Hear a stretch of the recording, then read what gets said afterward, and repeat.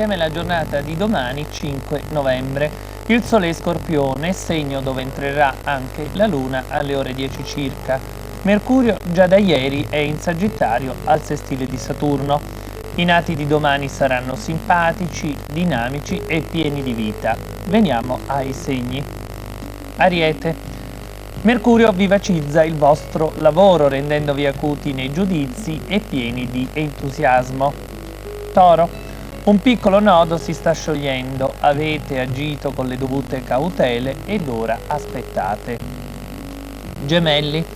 Affrontate senza riserve un chiarimento che vi viene richiesto. Non avete via di uscita. Cancro. Nel lavoro si sta profilando una possibilità di cambiamento, anche se sarà solo momentanea. Leone. Anche per voi Mercurio sfodera le migliori armi, saprete rendervi interessanti e niente affatto banali. Vergine. Una persona giovane della famiglia occuperà la vostra attenzione chiedendovi aiuto. Bilancia. Iniziate pure un nuovo dialogo con chi collabora al vostro piano di lavoro. Non tenete nulla per voi. Scorpione.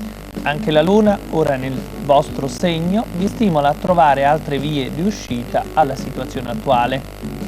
Sagittario. Mercurio e Saturno sono per voi essenziali, vi daranno una mano per risolvere una delicata questione. Capricorno.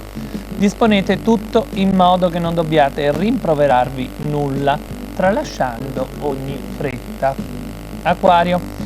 Mercurio torna per voi a parlare di studi, di interessi culturali, ma anche di rapporti con persone giovani. Pesci. Una notizia non proprio positiva si rivelerà poi utile al fine del progetto che avete in mente di realizzare. E per oggi è tutto, l'appuntamento è a domani, arrivederci le stelle.